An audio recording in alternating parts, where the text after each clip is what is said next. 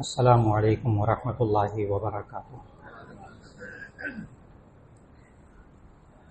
نحمده ونصلي على رسوله الكريم، اما بعد فاعوذ باللہ من الشیطان الرجیم، بسم اللہ الرحمن الرحیم۔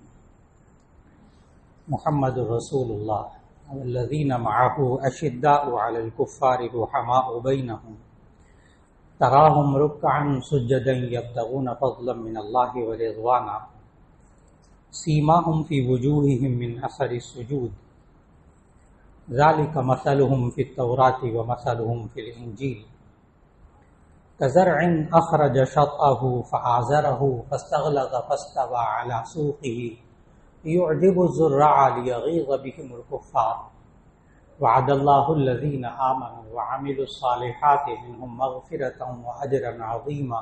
صدق اللہ العظیم۔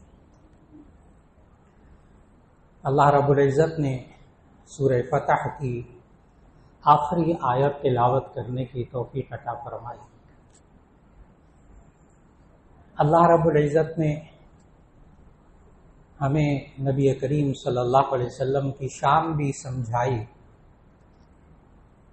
اور مسلمانوں کی شان بھی سمجھائی اس ایک آیت میں،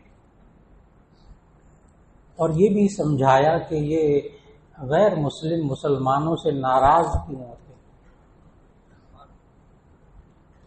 ان کو مسلمانوں کے خلاف غصہ کیوں آتا ہے، یہ اللہ نے اس آیت میں بتایا۔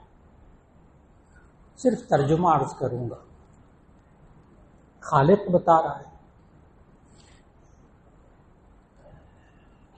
اور پھر یہ ناراض جب ہو جاتے ہیں غیر مسلم تو مسلمانوں کا رویہ کیا ہونا چاہیے۔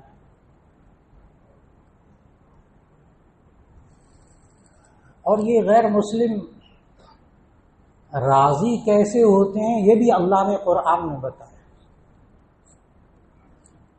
یہ نسخہ بھی اللہ نے بتایا قرآن میں، غیر مسلم راضی کیسے ہوتے ہیں۔ آج کی نشست میں صرف یہی بات عرض کرنا مقصود ہے۔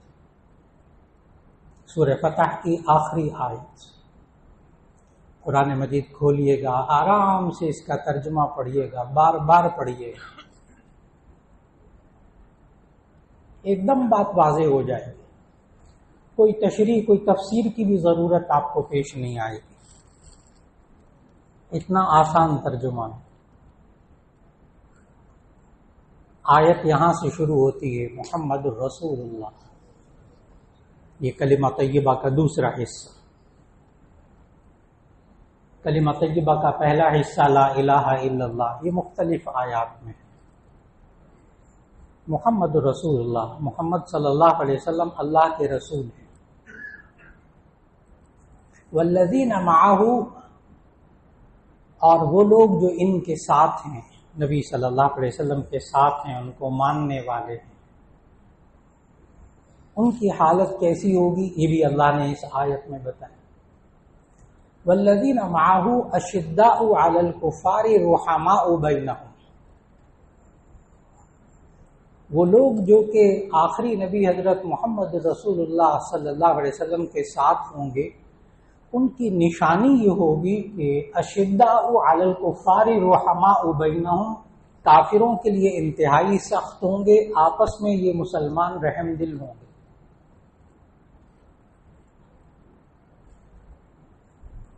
اب کہیں الٹ تو نہیں ہو گیا ترجمہ، بس یہ سوچنا ہے ذرا،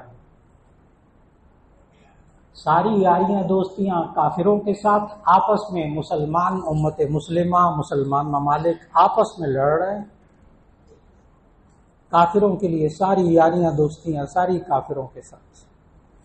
بس اتنا سا عرض کرنا تھا، کہیں ترجمہ الٹ تو نہیں ہو گیا۔ اللہ نے تو نبی صلی اللہ علیہ وسلم کے ماننے والوں کی نشانیاں بتائی تھی کہ اشداء علی الکفار رحماء بینہم، کافروں کے لیے انتہائی سخت، لیکن اس جملے کو بھی آج مسلمانوں کو بھی سمجھانے کی ضرورت ہے، اشداء علی الکفار، کہ یہ بھی اللہ نے قرآن میں سمجھایا کہ یہ مسلمان یہ کن کافروں کے لیے سخت ہوتے ہیں، کن کے لیے نرم ہوتے ہیں، کن کے ساتھ، کن کافروں، کن غیر مسلموں کے ساتھ اچھا سلوک کرنا ہے، کن کے ساتھ برا سلوک کرنا ہے، یہ بھی اللہ نے قرآن میں سمجھایا۔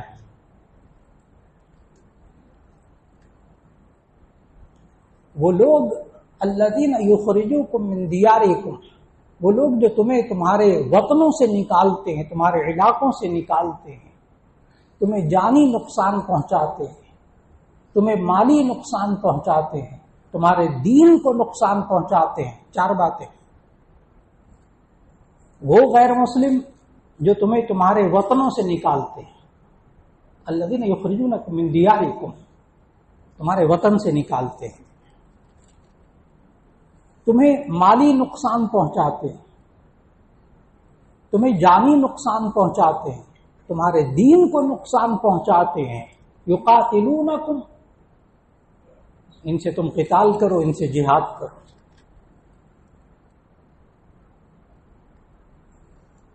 اور الذین لم یخرجوکم من دیارکم، وہ غیر مسلم جو تمہارے گھروں سے نہیں نکال رہے،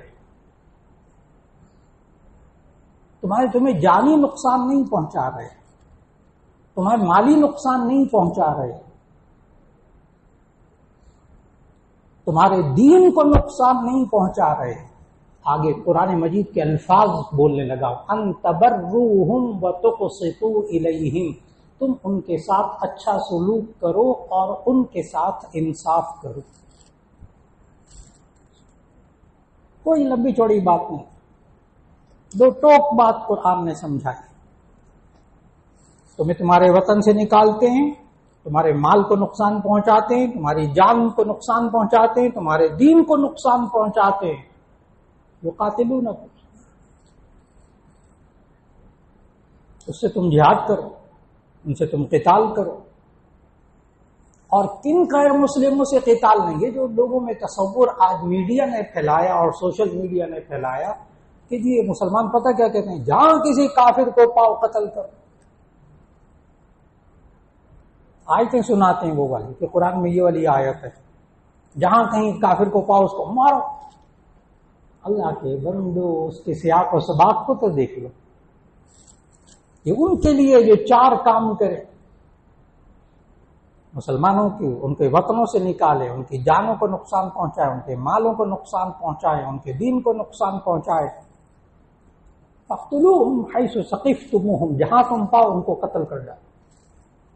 جہاد ان کے لیے۔ اور وہ غیر مسلم جو مسلمان کی جان کو نقصان نہ پہنچائیں، مال کو نقصان نہ پہنچائیں، ان کے دین کو نقصان نہ پہنچائیں، ان تبروہم، ان کے ساتھ اچھا سلوک کرو، وتقسطوا الیہم، ان کے ساتھ انصاف سے چلو۔ پھر ایسے غیر مسلموں کے ساتھ اللہ نے پھر چار سٹیپ بتائے، حسن سلوک کیسے کرنا ہے۔ آپ ان غیر مسلموں کے ساتھ معاشرت رکھ سکتے ہیں، رہنا سہنا کھانا پینا۔ وہ جو غیر مسلم جن میں چار خصوصیات، مسلمانوں کو ان کے وطن سے نہیں نکال رہے، ان کو جان کا نقصان نہیں پہنچا رہے، ان کو مال کا نقصان نہیں پہنچا رہے، ان کو دین کا نقصان نہیں پہنچا رہے، ان کے ساتھ اچھا سلوک کیسے کرنا ہے۔ چار لفظ سکھائے ہمیں، معاشرت، آپ ان کے ساتھ رہنا سہنا کھانا پینا، تجارت کرنا، بزنس کرنا، لین دین کرنا جائز، غیر مسلم کافر کے ساتھ۔ نمبر 2، معاملات، لینا دینا، کاروبار جائز اس غیر مسلم کے ساتھ، اس یہودی کے ساتھ، اس نصرانی کے ساتھ، اس ہندو کے ساتھ معاشرت جائز، معاملات جائز۔ نمبر 3، مواسات، غم خاری جائز، دکھ درد میں کام آنا، بیمار ہو جائے اس کی بیمار پرسی کرنا، اس کو ہسپتال لے کر جانا۔ وہ جو چار کام کر رہا مسلمانوں کو، بار بار عرض کروں گا، قرآن معاشرت رکھ سکتے ہیں، معاملات کر سکتے ہیں، مواسات، غم خاری کر سکتے ہیں۔ وہ بیچارہ کنگال ہو گیا، اس کی مالی مدد کرے، اس کا نقصان ہو گیا اس کے ساتھ مدد کرے، بیمار ہو گیا بیمار پرسی کرے، تکلیف پہنچی اس کی تکلیف کو دور کرے، اس غیر مسلم کی تکلیف کو دور کیجئے، ثواب ملے گا۔ لیکن چوتھی جگہ جا کر اللہ نے بریک لگوا دی، یا ایھا الذین آمنوا لا تتخذوا اليہود والنصارى اولیاء، اے ایمان والو تم یہود اور نصارہ کو اپنا قلبی دوست نہ بناؤ۔ اب آپ کے ذہن میں ایک سوال آئے گا کہ بندہ رہتا بھی ہو، کھانا بھی کھاتا ہو، آپ کہہ رہے ہیں اس کے ساتھ کھانا بھی کھا سکتا ہے، رہ بھی سکتا ہے، اس کے ساتھ معاملات بھی کر سکتا ہے، اس کے ساتھ غمخواری بھی، اس کے دکھ درد میں بھی کام آئے گا، تو یہ کیا سب چیزیں دشمنی کے ساتھ ہوتی؟ یہ سب چیزوں کا مدار تو دوستی ہے نا۔ ایک دم الجھتا ہے بندہ، ایک دم الجھتا ہے۔ یہ جو آپ نے پہلے 3 سٹیپ بتائے، معاملات بھی جائز، معاشرت بھی جائز، مواسات غمخواری بھی جائز، تو کیا یہ دشمنی کی بنا پر کرتے؟ جو اللہ نے منع کیا ہے کہ لا تتخذوا اليہود والنصارى اولیاء، کہ تم یہود و نصارہ کو اپنا دوست نہ بنو، اس کے لیے پھر قرآن حکیم کی طرف رجوع کرنا ہوگا کہ ایسی قلبی دوستی جس سے بندے اس مسلم کا، مؤمن کا ایمان خراب ہو، اس کے اعمال خراب ہوں، تو اس کے ساتھ رہتے ہوئے وہ چرچ جانا بھی شروع کر دے، مسجد جائے نا، خنزیر بھی کھانا شروع کر دے، شراب بھی پینا شروع کر دے، غیر عورتوں کے ساتھ بغیر نکاح کے تعلق بھی شروع کر دے، دوستی ایسی حرام۔ یہاں جا کر رک جائیے۔ ایسی قلبی دوستی جو آپ کے اعمال، ایمان اور عمل، نجات کے لیے 2 چیزیں ضروری، ایک ایمان اور ایک عمل۔ اگر ایمان اور عمل خراب ہو رہا ہے، بچیے اس کافر سے، اس غیر مسلم سے، اب بچائیں اپنے آپ کو۔ بہت واضح قرآن مجید۔ اس لیے ایک تو یہ جملہ سمجھانا بہت ضروری ہے، آج مسلمانوں کو سمجھانا ضروری ہے۔ اشداء علی الکفار رحماء بینہم، کافروں کے لیے انتہائی سخت، جو نبی کو ماننے والے ہیں۔ کن کافروں کے لیے؟ قرآن مجید کی دوسری آیات کا مطالعہ کرنا پڑے گا۔ اور رحماء بینہم، آپس میں رحم دل۔ اور پھر ان مسلمانوں کا کردار کیا ہونا چاہیے؟ تراہم رکعا سجدا یبتغون فضلا من اللہ ورضوانا، آپ ان کو دیکھیں گے رکوع اور سجدے میں یہ اللہ کی رضامندی چاہتے ہیں، ہر کام میں یہ دیکھتے ہوں گے کہ اللہ کی رضا کیا ہے، اللہ کیسے راضی ہوگا، کوئی کام میں ایسا تو نہیں کروں جس سے اللہ ناراض ہو جائے گا۔ یبتغون فضلا من اللہ ورضوانا، ساری زندگی یہ مان دے محمد رسول اللہ صلی اللہ علیہ وسلم کو ماننے والے ساری زندگی گزار دے اللہ کی رضا چاہتے ہوئے۔ سیماہم فی وجوہہم من اثر السجود، اس ایک آیت کا ترجمہ مکمل کرنا مقصود ہے، سورہ فتح کی آخری آیت۔ سیماہم فی وجوہہم من اثر السجود، ان کی نشانیاں ان کے چہروں میں، ان کے سجدے میں، ان کی پیشانیوں میں آپ دیکھ سکتے ہیں۔ ذالک مثلہم فی التوراۃ ومثلہم فی الانجیل، یہ وہ ہیں جن کی مثال تورات میں ہے، جن کی مثال انجیل میں ہے۔ یہ تورات اور انجیل کو ماننے والے، یہ قرآن کو اور محمد رسول اللہ صلی اللہ علیہ وسلم کو اور دین اسلام کو اتنی اچھی طرح پہچانتے ہیں کہ اللہ نے سورۃ البقرہ میں کہا یعرفونہ کما یعرفون ابناءہم، یہ اسلام کو، محمد صلی اللہ علیہ وسلم کو اور قرآن کو اس طرح پہچانتے ہیں، تورات اور انجیل کو ماننے والے، یعرفونہ کما یعرفون ابناءہم، جیسے اپنے بیٹوں کو، اپنی اولاد کو پہچانتے کہ یہ میرا بیٹا ہے۔ اتنا کچھ ان کو بتا دیا گیا تھا۔ اب ایک خاص بات کو حل کرنا ہے، یہ کفار غصے میں کیوں آتے ہیں؟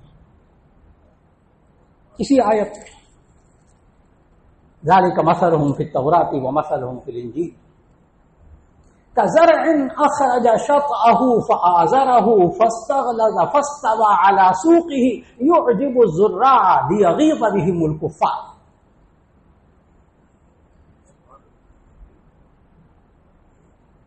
اللہ نے مثال وہ دی جس کو آپ اپنی آنکھوں سے دیکھتے ہیں، ایک دیہاتی بھی دیکھتا ہے اپنی آنکھوں سے، مثال ایسی دی ہے عام بندے کو مثال سمجھ میں آ جائے۔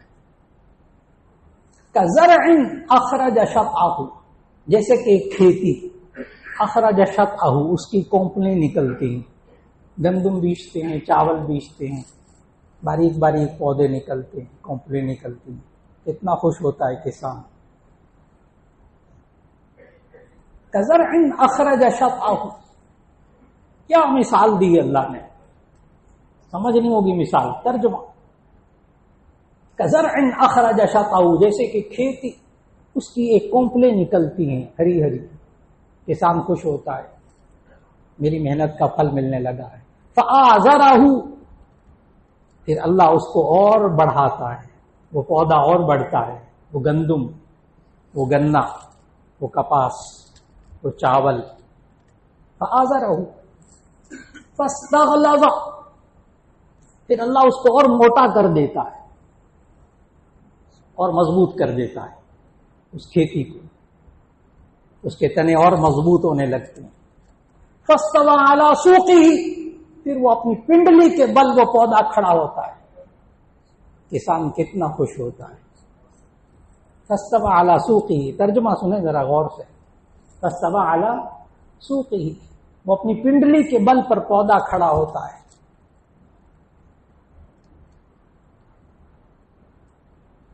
فاستوى علی سوقہ یعجب الزراع، اس سے وہ جو کسان ہے وہ بڑا خوش ہوتا ہے، یعجب الزراع، یہ سب باتیں کسان کو تو بڑا خوش کرتی ہیں، جس نے محنت کی ہے، جس نے پانی لگایا، جس نے بیج بویا، جس نے محنت کی، جس نے خون پسینہ لگایا، یعجب الزراع، یہ سب چیزیں اس کسان کو تو بڑا خوش کرتی ہیں، لیکن آگے غور سے ترجمہ سنیے گا، آگے لفظ یعجب الزراع لیغیظ بہم الکفار، لیکن اس سے کافر کو بڑا غصہ آتا ہے۔ وہ جو ساتھ والا کسان ہے نا، وہ ساتھ والی زمین والا، وہ ساتھ والا زمیندار جس کی فصل اچھی نہیں ہوئی، اس کو بڑا غصہ آ رہا ہے اس کی فصل کو دیکھ کر، اس کی فصل اپنے پاؤں پر کیوں کھڑی ہو گئی۔ میرا خیال ہے بات سب کو سمجھ میں آ گئی۔ جب مسلمان اپنے پاؤں پر کھڑا ہونے کی کوشش کرے گا کافر کو غصہ آئے گا، جب تک مسلمان کمزور رہے گا، دب کر رہے گا، کوئی آپ کو کچھ نہیں کہے گا۔ اس آیت سے ایک بات تو سمجھ میں آ گئی کہ غیر مسلم ناراض کیوں ہوتا ہے، یہ کافر مسلمان سے ناراض کیوں ہوتا ہے۔ آپ نہ بنتے ایٹمی طاقت، امت مسلمہ کی ایٹمی طاقت آپ نہ بنتے، کوئی ناراض نہ ہوتا، کسی کو فکر نہ ہوتا آپ کو کھانے کو مل رہا ہے کہ نہیں مل رہا۔ لیکن اگر پوری امت مسلمہ میں ایک واحد ایک ملک اسلامی جمہوریہ پاکستان یہ ایٹمی طاقت بن گیا، اور اگر اس نے غلطی کی اپنی معیشت پر کھڑا ہونے کی، اگر اپنی پنڈلیوں پر یہ کھڑا ہو گیا نا، یہ مسلمان اس کو کھڑا نہیں ہونے دینا، اپنی پنڈلیوں اپنے پاؤں پر کھڑا نہیں ہونے دینا، اور اگر آپ نے کوشش کی کافر ناراض ہو جائے گا، تو آپ کے قرآن کو بھی جلائے گا، آپ کے نبی کو بھی گالیاں دے گا، نبی کے کارٹون بھی بنائے گا، مسلمانوں کا مذاق بھی اڑائے گا۔ یہاں تک تو یہ سمجھ میں آ گیا کہ غیر مسلم ناراض کیوں ہوتا ہے۔ اب آگے بھی قرآن کی ایک آیت پڑھ کر بات کو ختم کر دوں، یہ راضی کیسے ہوں گے؟ اللہ نے یہ بھی بتایا، قرآن میں اللہ نے بتایا کہ یہود و نصارہ آخر راضی کیسے ہوں گے۔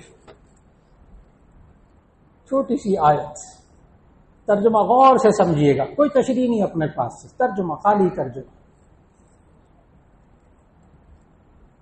یہ راضی کیسے ہوں گے؟ اللہ نے قرآن میں اس کا بھی نسخہ بتایا، یہود و نصارہ راضی کیسے ہوں گے۔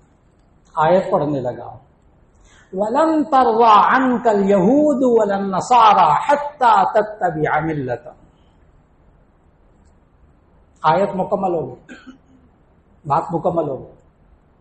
وَلَن تَرْضَىٰ عَنْكَ الْيَهُودُ وَلَا النَّصَارَىٰ، لن ترضا، لام نون یہ نفی تاکید کے لیے آتے ہیں، انتہائی تاکید، نفی، کوئی نیگیٹو بات بڑی شدت سے اللہ نے بیان کرنی ہو عربی میں تو پھر ایسی صورت میں لام نون نفی تاکید بلند کا صیغہ۔ ولن ترضا، ترجمہ اس کا، ولن ترضا عنک الیہود ولا النصارى، یہ یہود اور نصارہ ہرگز آپ سے راضی نہیں ہوں گے۔ ترجمہ، ہرگز راضی نہیں، کبھی راضی نہیں ہوں گے۔ वलन तरवा अंकल यहूद वलन नसारा, ये यहूद और नसारा हरगिज आपसे कभी राजी नहीं होंगे, हत्ता तत्तबिअ मिल्लतहुम, यहां तक कि आप उनकी मिल्लत की पैरवी, उनके दीन की पैरवी करनी शुरू कर दें, उनका कल्चर अपना लें, जैसा वो कहें वैसा करें, ये राजी हो जाएंगे। अल्लाह ने कहा है 1500 साल पहले कह दिया, नबी सल्लल्लाहु अलैहि वसल्लम को बता दिया, यहूद और नसारा कैसे राजी होंगे। सिर्फ एक सूरत है जिसके लिए वो कोशिश भी कर रहे हैं, कहते हमारा कल्चर अपना लो, हम जो कहते हैं वो अपना लो, सूद को खत्म नहीं करना, सूद को खत्म नहीं करना, सूद को अपनाए रखो, और देखो तुमने ये काम भी नहीं करना, वो खुला भी नहीं करना, वो खुला भी नहीं करना, और किसी गैर मुस्लिम को आपने अपने मुल्क में जेल में भी नहीं डाला, अगर वो नबी सल्लल्लाहु अलैहि वसल्लम की गुस्ताखी भी करे तो उसको अंदर नहीं डाले, और अगर डाल दिया तो हम फिर हवाई जहाज से खुद ही मंगवा लेंगे उसको, उस पर कुछ कहना भी नहीं है आपने। अच्छा बिल्कुल, बस जैसे कहते जाए वैसे करते जाए, हम राजी। ये तो अल्लाह ने कुरान में बताया था, वलन तरवा अंकल यहूद वलन नसारा हत्ता तत्तबिअ मिल्लतहुम, ये यहूद और नसारा हरगिज राजी नहीं होंगे, सिर्फ उस वक्त राजी होंगे जब आप इनकी मिल्लत की पैरवी कर, इनकी बातें मानकर चलते जाए। और जब बातें मानकर चलते जाएंगे तो क्या चीजें वो खत्म करेंगे, सिर्फ दो चीजें खत्म करेंगे, एक ईमान और एक अमल, और ये दो चीजें मुसलमान को निजात के लिए चाहिए आखिरत के अंदर। इनके ईमान को तबाह करो, इनके अमाल को तबाह करो। मैंने अर्ज किया कि यहूद और नसारा की मिल्लत की पैरवी करने से क्या होगा, दो चीजें खत्म हो जाएंगी, एक ईमान और एक अमल, और यही दो चीजें निजात के लिए चाहिए थी। अल्लाह रब्बुल इज्जत आज उम्मत मुस्लिमा को कुरान समझने की तौफीक अता फरमाए। अल्लाह मुसलमानों को अपनी मईशत मजबूत करने की तौफीक अता फरमाए, अपने अमाल को मजबूत करने, अपने किरदार को मजबूत करने की तौफीक अता फरमाए। और जब इंसान अपने ईमान को, अपने अमल को मजबूत करेगा तो अल्लाह का वादा है कुरान में, फिर कुरान में अल्लाह का वादा है व अंतुमुल अअलौना इन कुंतुम मुमिनीन, तुम ही बुलंद होगे अगर तुम ईमान वाले होगे। अगर उम्मत मुस्लिमा में उम्मत ताकतवर होगी, एक मुल्क ताकतवर होगा, जैसे इस्लामी जमहूरिया पाकिस्तान के अंदर जितने भी आप मुसलमान हैं ताकतवर है ना, यहां किसी को जरूरत नहीं होगी कुरान को जलाने की और नबी सल्लल्लाहु अलैहि वसल्लम की गुस्ताखी की। मिसाल समझिएगा, यहां नहीं, यहां किसी की जरूरत नहीं, क्यों, यहां आप ताकतवर है। और जहां जलाया जाता है वहां भी मुसलमान है, लेकिन वहां मुसलमान अक्सर तारिकीन वतन है, अक्सर गैर मुल्की मुसलमान वो है जो कि छुप कर गैर कानूनी तौर पर वहां रहते हैं। अगर जरा भी कुछ करेंगे उनको डिपोर्ट कर दिया जाएगा, जैसे आजकल उनको डिपोर्ट किया जा रहा है। वो कैसे बोलेंगे, जो बोलेगा बाहर जाओ, यहां से निकलो। अल्लाह रब्बुल इज्जत उम्मत मुस्लिमा को कुरान को मजबूती से थामने की तौफीक अता फरमा दे।